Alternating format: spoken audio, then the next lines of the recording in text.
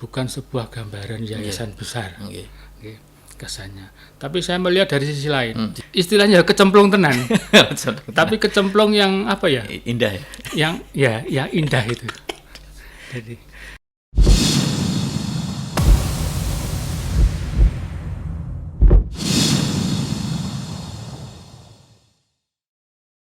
Assalamualaikum warahmatullahi wabarakatuh. Salam satu hati untuk negeri, satu jiwa untuk bangsa, satu rasa untuk Indonesia.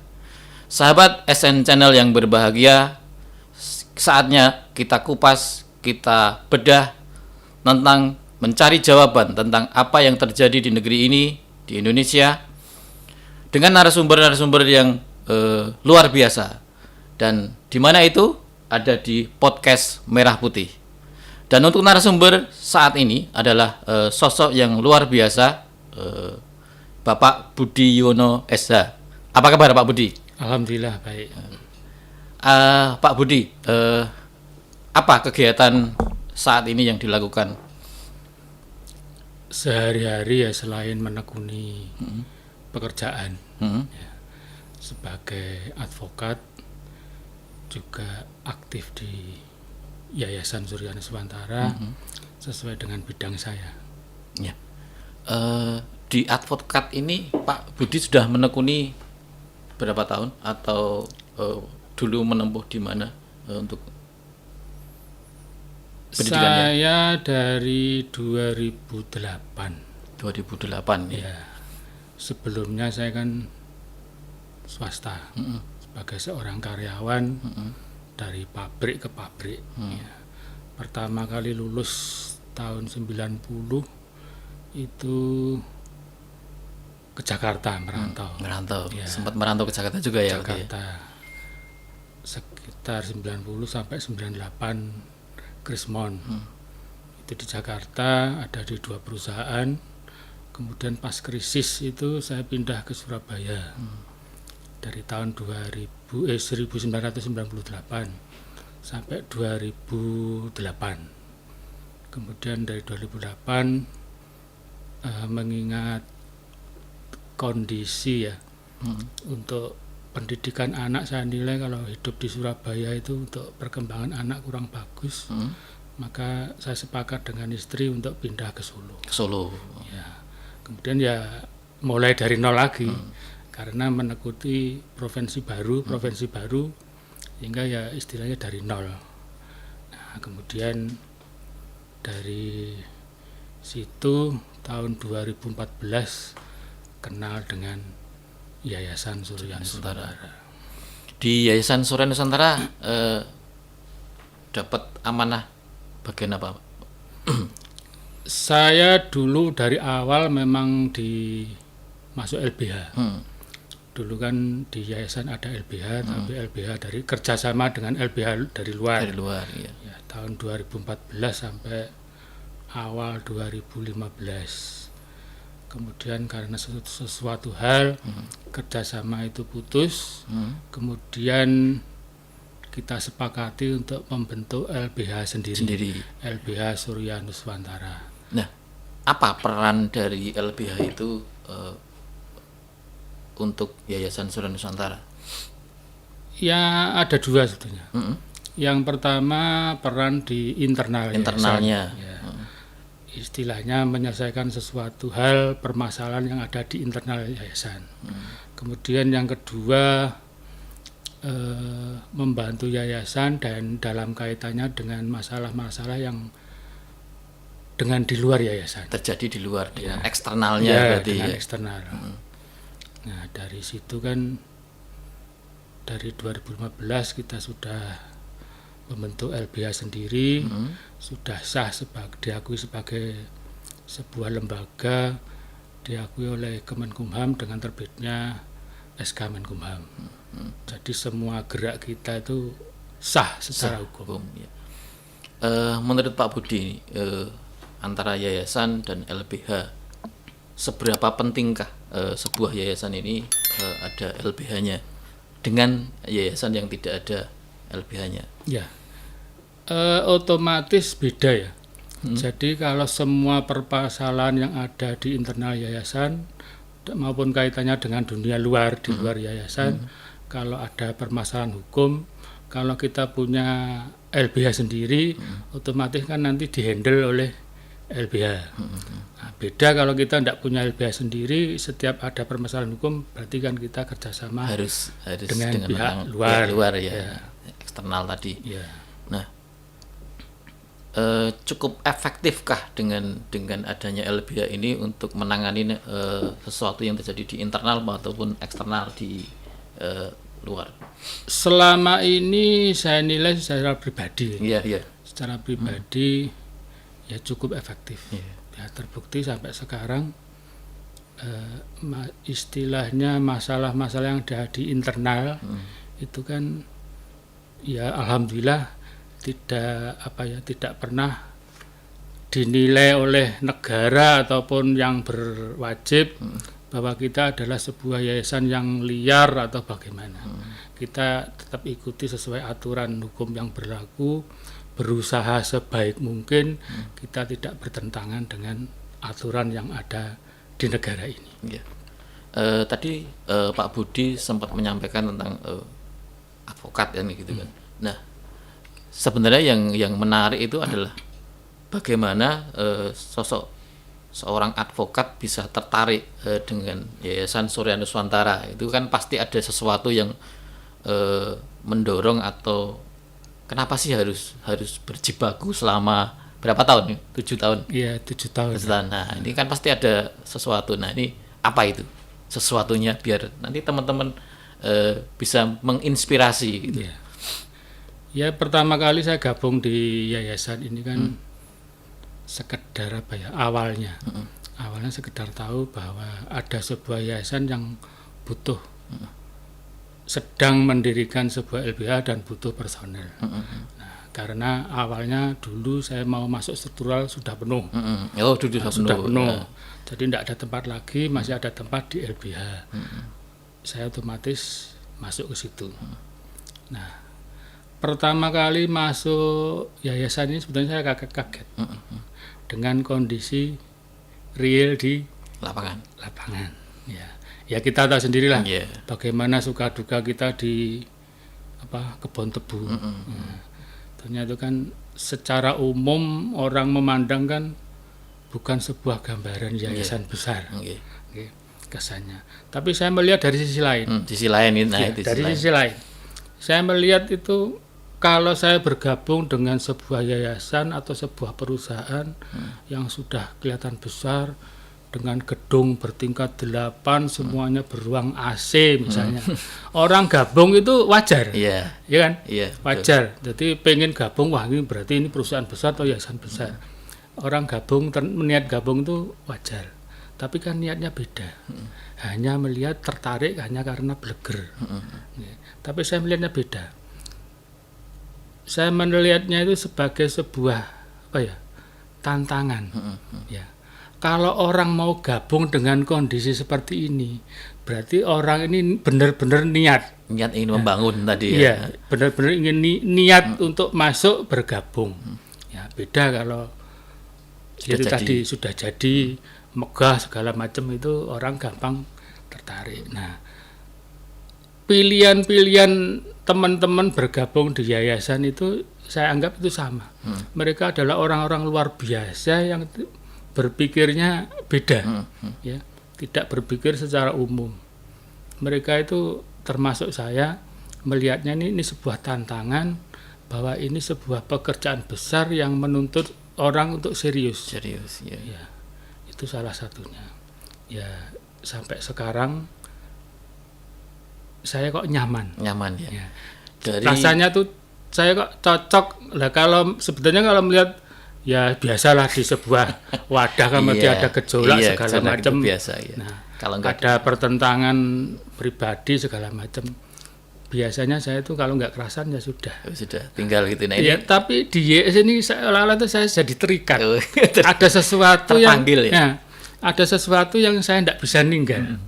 Itu yang membuat saya selama ini bahwa pokoknya bismillah saya ikut yayasan ini.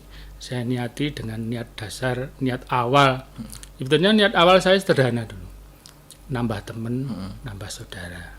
Istilahnya kalau makin banyak teman, makin banyak saudara. Kalau ada kasus kan terus otomatis ke sana. Itu pikiran awal. Awalnya itu tapi ternyata sederhana. Tapi setelah nyemplung ke dalam ini saya benar-benar istilahnya kecemplung tenan. Tapi kecemplung yang apa ya? Indah. Yang indah itu. Jadi bukan kecemplung sebagai sebuah musibah. Ya, misalnya seperti lagunya Club Project itu. Terpuruk di sini. Tidak. Jadi saya malah enjoy, nyaman di sini, tiap hari ketemu teman-teman, bisa ngobrol-ngobrol, bisa apa ya? Ya alhamdulillah kalau saya sakit di rumah ketemu teman-teman itu jadi sembuh. Iya. Gitu. Ada sebuah semangat baru, ada energi baru ya. Nah, gini kita memandangnya gini sekarang Pak Budi. Jadi menurut Pak Budi sebagai seorang advokat gitu ya, ada kita masuk di Yayasan Surya Nuswantara. Dengan melihat masyarakat itu, sebenarnya apa sih yang harus kita dedikasikan untuk yayasan ini agar bisa bermanfaat untuk masyarakat dari sisi tadi LBH-nya ini? Ya, yang pertama kan tugas LBH itu kan mendampingi yayasan. Nah itu mendampingi yayasan dalam arti ya yayasan sebagai sebuah lembaga maupun anggota-anggota yayasan. Nah, jadi semua masalah antara apa yang ada di yayasan, termasuk yang menyangkut secara pribadi anggota yayasan, yaitu menjadi kewajiban kami sebagai LBH yayasan untuk mendampingi. Jadi ya memang ada beberapa yang sudah kami kerjakan. Misalnya ada salah satu anggota kita seperti contoh di Tuban, itu utang piutang bank, macet mau dilelang segala macam. Nah saat itu kita turun. Nah ya kebetulan sih yang masuk di yayasan ini kan golongan menengah bawah. Iya. Ya, urusan ekonominya itu yang terutama. Nah, makanya mereka sering ya itulah butuh dana. Pinjam di rentenir, pokok sekian, macet jadi sekian, itu mereka sambatnya itu kan seperti sebagian besar seperti itu, termasuk di bank-bank ya bank negara maupun bank swasta maupun BPR. Jadi teman-teman tuh banyak yang seperti terjerat. Nah, mereka kalau sudah kepepet ya itulah mau kemana lagi nyari bantuan ke orang luar bayar. Itu. Jadi kalau LBH gratis ya. Cuman masalahnya itu yang menjadi masalah adalah kesan gratis itu benar-benar menancap di diri teman-teman. Pokoknya nek karo Pak Budi dan teman-teman wis ora ngetokke biaya apa-apa. Padahal gratis itu dalam arti adalah biaya berperkaranya itu gratis. Tapi kalau transport kan beda. Harusnya ini pesan ya untuk. Tapi kan ya dalam praktek sekarang ini ya masa sih saya tega. Nah, minta transport, minta apa kayak gitu ya. Lihat kondisi teman-teman sudah seperti itu ya sudahlah. Bismillah apa yang bisa kami lakukan kami bantu. Gitu. Kalau untuk masyarakat sendiri, misalnya yang untuk masyarakat yang di luar anggota yayasan itu kira-kira apa yang perlu dilakukan LBH di Surya Nusantara ini? Secara umum di masyarakat itu kan banyak berdiri LBH. Ya. Menjamur. Banyak. Tiap organisasi advokat pasti punya. Kemudian di pengadilan itu ada. Di fakultas hukum masing-masing universitas ada. Jadi kalau setiap orang pengen informasi, pengen ngobrol-ngobrol masalah hukum, masalah mereka, ya itu bisa datang ke fakultas hukum yang ada di sekitar atau di pengadilan negeri setempat. Itu pasti ada pos bantuan hukum gratis ya, seperti yang saya katakan, gratis dalam hal tapi fee-nya itu gratis ya, tapi jadi tadi masyarakat pun menilai seperti itu. Oh nang rono gratis gitu. Makanya yang sering terjadi itu ya kanca-kanca sok yang guyu-guyu dhewe. Jadi kok ya tenanan. Mong ya alhamdulillah matur nuwun urusane rampung. Itu. Ya. Kembali lagi ke Yayasan Saudara Nusantara. 6 tahun pergerakan yang memang bagi seorang, sekali lagi tanda kutip, bahwa seorang advokat itu kan 6 tahun itu kan perjalanan panjang ya, karena kan jenengan punya anu sendiri.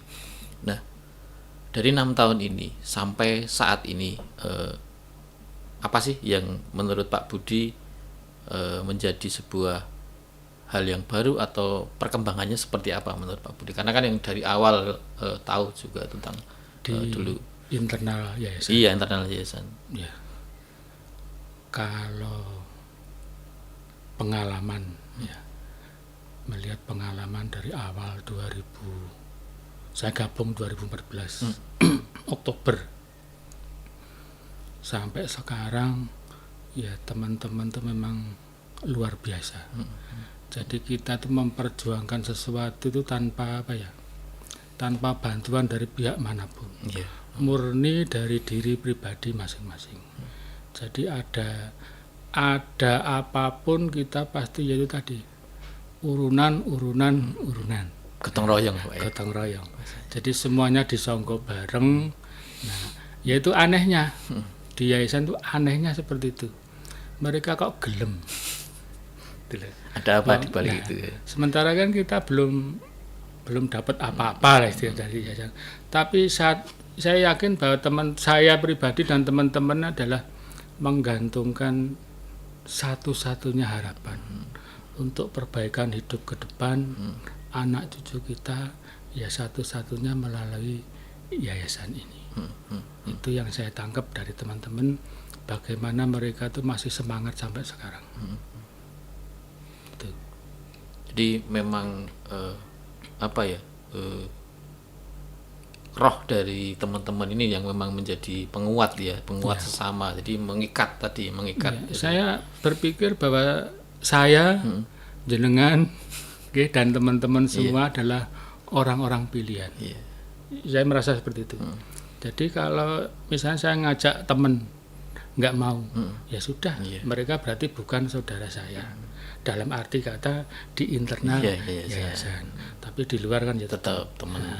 Jadi saya merasa bahwa yang ada di sini sekarang adalah orang-orang istimewa, orang-orang pilihan, adalah orang-orang yang luar biasa. Ya, tidak peduli mereka yang di luar ngomong bahwa kita ini orang-orang bodoh, gampang dihapusi segala macam. Bagi saya itu ya sudah istilah mereka. Urusi dapur sendiri, itu saya gitu. Oke, Pak Budi, perkembangan Yayasan Surya Nusantara 6 tahun ini, terutama di 3 tahun inilah, itu sangat signifikan sekali. Hal-hal yang baru kita lakukan untuk percepatan untuk program utama Yayasan Surya Nusantara. Di keormasannya sendiri, Pak Budi juga pernah menjadi salah satu kontestan di DPD. Gimana rasanya saat itu? Rasanya saat itu gimana? Mengulang kembali ini, mereview kembali. Ya, jadi kenapa kita tuh berpikir untuk terjun mengikuti kontestasi politik yang ada di negeri ini, ya karena satu, yayasan itu kan sosial, jadi tidak boleh berpolitik. Tetapi untuk menyalurkan hasrat politik kita masing-masing, maka kita berpikir kita perlu punya sebuah ormas sebagai penyaluran aspirasi politik kita. Dulu kita belum berani untuk berpikir mendirikan sebuah partai politik, karena ya pertimbangan tertentu. Jadi untuk awal kita hanya membentuk sebuah ormas Panji Hati. Nah, dengan ormas tadi kita juga berusaha untuk ikut aktif dalam pertarungan politik. ya, sesuai dengan hak kita sebagai warga negara ya. sebagai warga negara, kemudian juga sebagai kita yang hanya sebagai ormas, ya, kita hanya bisa berpartisipasi bukan dalam pilkada atau pileg atau pilpres, karena aturan tidak boleh. Kita bisanya adalah ikut kontestasi di bidang independen. Nah, makanya untuk awal dulu kita ya istilahnya bukan coba-coba ya, sebetulnya kita serius. Nah, pertama kita ikut pilkada itu pilgub gubernur Jatim dan Jateng. Ya. Nah, kita dari awal sudah berusaha untuk mengumpulkan KTP dukungan sebagai salah satu syarat untuk mendaftar. Ya. Memang syaratnya sebetulnya kelihatan mudah. Ya, kalau untuk Jatim dan Jateng itu sekitar 2 juta KTP dukungan. Kita sudah punya bahan mentahnya, sudah punya, kita olah, tetapi secara aturan itu sulit untuk kita jalankan, dipenuhi ya. Misalnya untuk proses inputting KTP dukungan ke silon KPU itu kita hanya diberi waktu mepet. Tidak mungkin dalam waktu mepet itu kita bisa upload data 2 juta KTP lebih, kecuali dengan memori yang banyak. Ya. Gitu. Padahal itu kita saat itu belum punya. Kita hanya punya semangat dan tekad.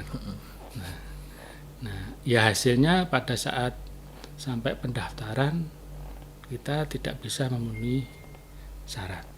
Nah, kemudian habis dari pilgub kita juga mencoba untuk pilkada, jadi pemilihan bupati, wali kota di beberapa daerah di Jateng, DIY ya, DIY sama Jatim. Nah, kita seperti awal kan memang syaratnya ketat, berat. Nah, kita sudah berusaha untuk mengikuti tahap demi tahap. Ya, pada saat finish kita ya belum bisa untuk mencapai ditetapkan sebagai calon. Nah, akhirnya kita berguguran. Kemudian kemarin 2020 ya, itu kita ikuti lagi pilkada bupati wali kota sama Jatim, Jateng, DIY. Sekitar 15 kabupaten kota yang kita ikut. Ya. Pada saat awal kita sudah berguguran.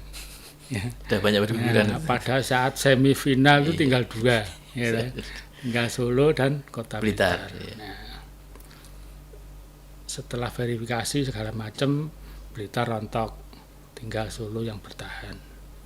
Alhamdulillah, satu-satunya yang peserta dari kita. Nah, itu pun ya berat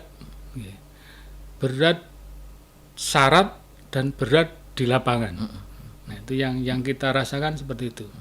Jadi dari hasil kita mengikuti DPD, pilgub, pilkada kabupaten kota itu kita jadi terbuka wawasan kita bahwa satu-satunya cara untuk ikut kontestasi politik di negeri ini, satu-satunya cara ya sesuai aturan yang ada, bahwa kita itu harus punya parpol. Sudah kita niati bahwa kita tidak akan bergabung dengan parpol lain. Nah, makanya satu-satunya cara adalah kita membentuk parpol tersendiri.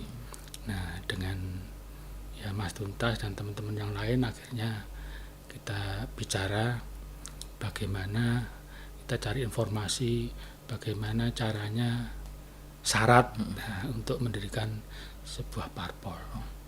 Nah, setelah ya untuk awal kan memang kita nama. Nama sebuah parpol yang pas dengan kondisi kita, dengan cita-cita yang ada di kita, namanya apa? Ya, sempat berubah dari ini. Banyak usulan ya, dari banyak teman-teman. usulan. Ya. Akhirnya mengerucut ke sebuah nama, Partai Kedaulatan Rakyat. Nah, itu setelah jadi, baru kita cari informasi syarat-syarat untuk mendirikan partai bagaimana. Nah, kita ini sekarang baru ada di tahap melengkapi persyaratan administrasi seperti itu. Dari yang Pak Budi sampaikan tadi, artinya independen tidak cukup ya untuk kita bisa ikut di kontestasi politik. Artinya kan gitu. Ada wadah yang lebih terbuka lebar untuk sana, yaitu ke partai. Jadi yang menjadi ini mungkin sekalian Pak Budi sampaikan nanti, karena banyak teman-teman kan yang ini yayasannya berubah jadi partai politik kan gitu, banyak pemahaman seperti itu. Jadi itu yang kadang-kadang harus kita sampaikan, bahwa kita tidak berubah dari yayasannya, tapi memang membentuk kan gitu ya. Gitu. Nah, apa sih yang menjadi gagasan dari Pak Budi sendiri agar ini cepat bisa terlaksanakan dengan baik gitu loh. Dari mulai independen, terus nanti ada partai, korelasinya. Iya, jadi untuk independen itu ya sebetulnya ya ini masalah politis lagi. Independen itu kan memang secara aturan sudah dibuka. Ya, tapi ibarat keran itu ya, kerannya dibuka itu air tidak mengucur, tapi menetes. Nah, itulah. Jadi kenapa seluruh Indonesia itu jarang orang memilih jalur independen, hanya 1-2 yang berhasil. Nah, setelah berhasil pun untuk jabatan kedua mereka pasti tidak lewat jalur independen lagi, tapi mereka sudah memilih karena sudah dipinang oleh partai, maka mereka berubah lewat jalur partai. Nah, sepertinya hal ini juga yang mendasari kita bahwa betapa sulitnya menempuh jalur perseorangan atau independen. Mau tidak mau, kalau kita memang serius, ya harus lewat partai politik. Nah, untuk membuat sebuah partai politik, artinya kan ada syarat administrasi yang disebutkan tadi. Mungkin bisa disampaikan secara gambaran besarnya aja sih, untuk pemahaman teman-teman terutama di Teguh Spidi sendiri. Ya, satu yang tadi mungkin belum terjawab ya. Seolah-olah itu yayasan. Ya, itu tadi berubah menjadi partai. Ini sama sekali tidak. Jadi undang-undangnya udah beda. Yayasan punya aturan sendiri, parpol punya aturan sendiri. Dan yayasan tidak boleh berpolitik. Nah, yayasan hanya bolehnya berfungsi sosial. Nah, itu kembali tadi untuk menampung aspirasi teman-teman di politik, ya, harus kita wadahi. Nah, makanya pertama kita mendirikan ormas, setelah itu kita kembangkan mendirikan parpol. Nah, ini seperti hanya sebuah mata uang, satu keping mata uang yang depan belakangnya itu beda. Tapi kan blegere ya tetap satu. Nah, satu sisi yayasan, satu sisi parpol. Nah, sama sekali nanti yayasan tetap jalan. Yayasan ini tidak akan bubar. Tetap melaksanakan program-program utamanya. Kalau kita berubah jadi parpol, berarti yayasannya sudah selesai. Nah, ini kita tidak. Yayasan tetap jalan, tapi kita sisi lain juga ada parpol. Justru dengan adanya partai ini akan banyak mendukung nantinya program-program yayasan ke depan gitu ya. Harapannya dengan adanya parpol ini nanti mempermudah jalannya program yayasan nantinya. Kita berkaca dari pengalaman kemarin-kemarin, karena kita tidak punya akses ataupun dukungan ke publik atau ke pemerintahan atau kemana, jadi setiap kita punya sebuah acara, acara sebagus apapun pasti proses perizinannya sulit. Nah, iya kan? Pengalaman itu. Pengalaman karena memang beberapa kali ya saya terlibat di bidang perizinan. Bagaimana kita harus ke sana, dipimpong lagi ke sini. Akhirnya ya bagaimana ya itu tadi pinter-pinternya kita. Jadi kita datang sebagai seorang tamu, mohon izin, tidak minteri. Ya kalau dianggap kita kurang komplit kurang komplitnya di mana, kita berusaha untuk ngompliti. Sudah komplit masih dicari-cari lagi ya kita kan gampang nanya kurang apa lagi. Ya, kita berusaha untuk mengikuti. Kita tidak pernah tidak pernah menentang aturan atau bagaimana. Kita ikuti aturan yang ada. Gitu. Makanya alhamdulillah walaupun sulit, selama ini acara-acara yang dilakukan oleh yayasan bisa berjalan dengan baik ya, dengan baik, aman, tertib, tidak pernah ada kerusuhan walaupun kita mengumpulkan ribuan massa yang banyak. Tadi yang belum terjawab tadi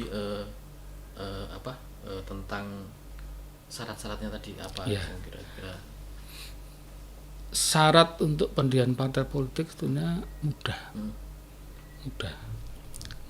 tapi untuk memenuhi syaratnya yang susah. Syaratnya mudah ya, tinggal baca ya. Tinggal baca. Ya sebetulnya itu tadi kita pertama ada rapat pembentukan, ya, kemudian di situ mencantumkan nama yang disepakati, KSB-nya, ya, kemudian juga nanti rapat pendirian, berita acara rapat pendirian partai, kemudian pendiri partai yang minimal 50 orang dengan 30% keterwakilan perempuan. Ini sudah dilaksanakan? Sudah. Ini sudah ya. Kita insya Allah pendirinya ada 53 orang. 17 perempuan, 26 laki-laki. Jadi sudah 30% lebih. Sudah mengakomodir. Jadi sudah memenuhi syarat. Nah, setelah itu kita harus punya logo atau lambang. Kemudian punya mars, lagu mars, kemudian himne sudah ada. Kemudian juga pengurusan DPP. Ya minimal DPP dulu sudah ada. Nanti ini baru proses pelengkapan administrasi. Setelah semua komplit baru didaftarkan ke Kemenkumham. Nanti dari Kemenkumham ada verifikasi.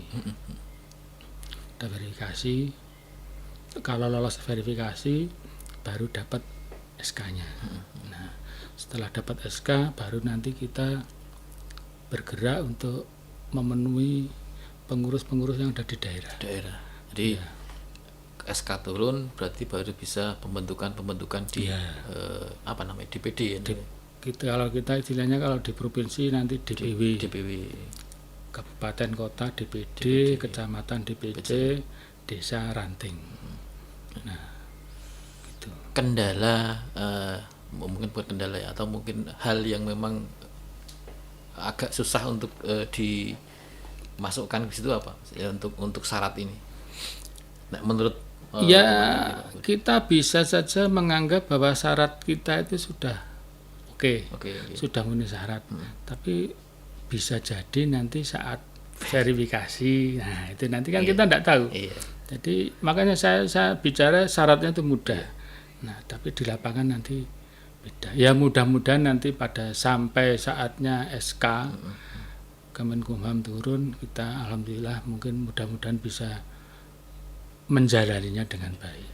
Setelah syarat administrasinya terpenuhi misalnya, untuk mendapatkan SK itu biasanya berapa bulan atau tahun atau coba berapa minggu? Dari masuknya data. Iya, dari masuknya data kita sudah penuh nih masuknya data ke Kemenkumhamnya. Webnya Kemenkumham itu kira-kira nanti ada paling tidak 2 bulan. 2 bulan ya. 2 bulan proses termasuk verifikasi segala macam. Itu nanti 2 bulan. Yakin ya bisa harus yakin. Insya Allah yakin. Iya. Bisa terpenuhi. Ya. Terus gini, kita sudah pada fase ini pendirian sebuah partai politik dan Pak Budi yang mengawal di administrasinya tentu saja. Yeah. Kira-kira apa sih yang Pak Budi rasakan saat ini ketika perbedaannya ya ketika mengurus ormas, mengurus yang dulu saat independen dan gitu.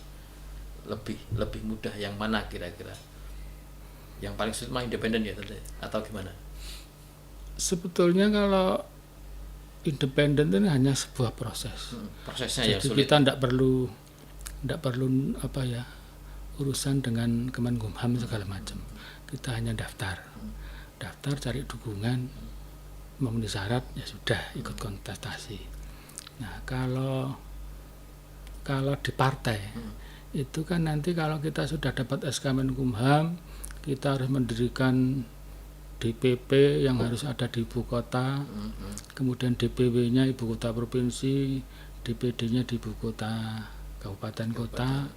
Nah, minimal kita harus bisa mendirikan 60% dari provinsi.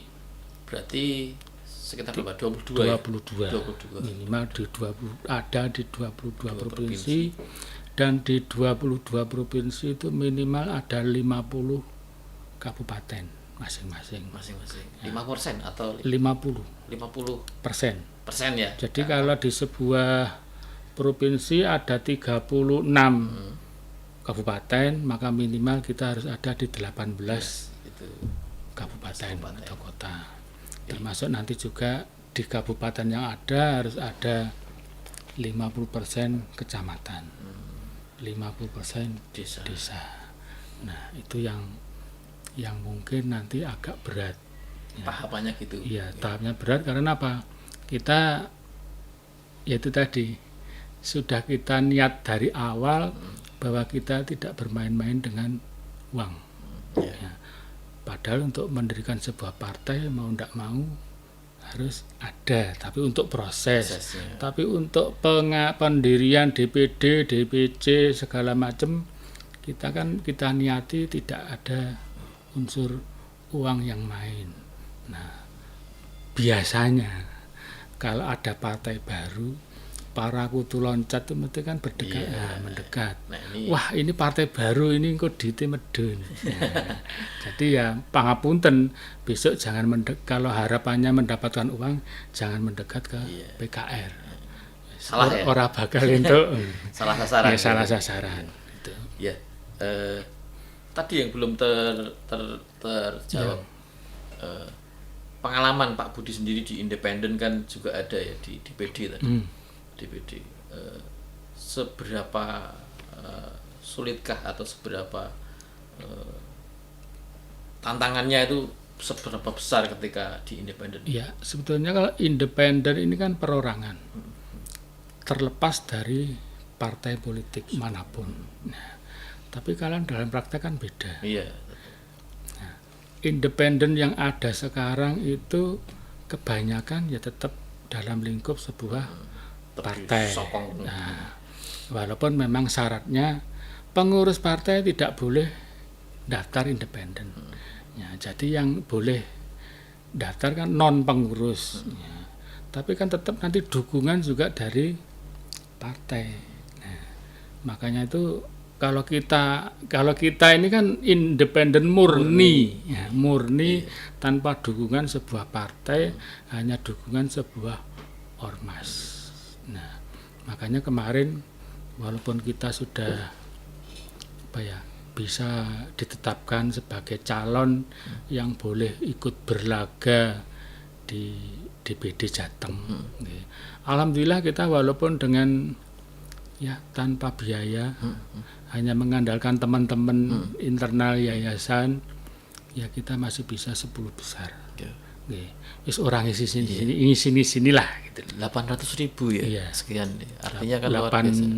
896 berapa itu. Artinya kan itu sudah menginjak ke 1000, hampir mau ke 1000 ya. Iya. Artinya kan dan itu merata ya Pak ya. Pak Budi ya, merata di semua wilayah, tidak hanya kan gini biasanya kan kalau sesuatu ini kan hanya apa istilahnya tuh ngumpul di salah satu kabupaten, yang lainnya cuma sebagai daya sebar saja gitu. Iya. Tapi ini benar-benar di Tikus Bidi ini suara panjenengan tuh di semua wilayah merata. Ya, kemarin di 35 kabupaten kota kita ada suara. Iya, makanya itu. Dan rata-rata berapa?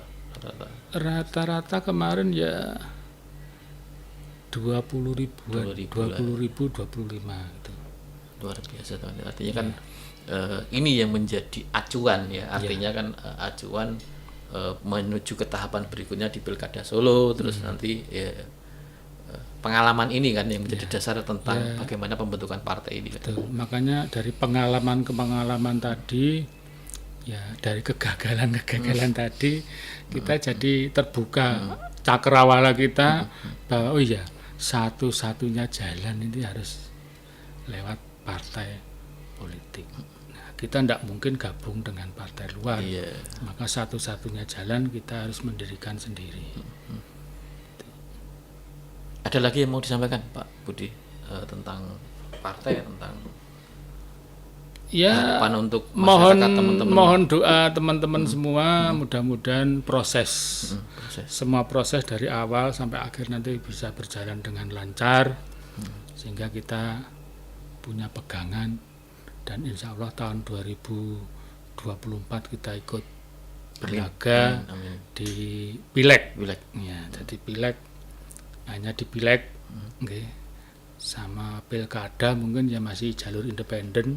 Targetnya ini pileg ya berarti ya, pileg. untuk partai. Jadi kalau untuk awal ini kita hanya bisa ikut pileg. Oh. Jadi kalau untuk pilkada, pilgub itu kita masih bisa harus independen.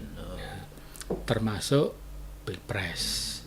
Nah, dengan hasil nanti 2024 kalau bagus bisa memenuhi syarat, bisa mengajukan calon gubernur, wali kota, bupati ataupun presiden. Ya, mudah-mudahan hasil 2024 nanti bagus, sesuai harapan. Ini ada kenang-kenangan Pak Budi dari kami, tolong diterima. Ya, maaf ya. Apa? Jangan kenang-kenangan lah. Apa itu?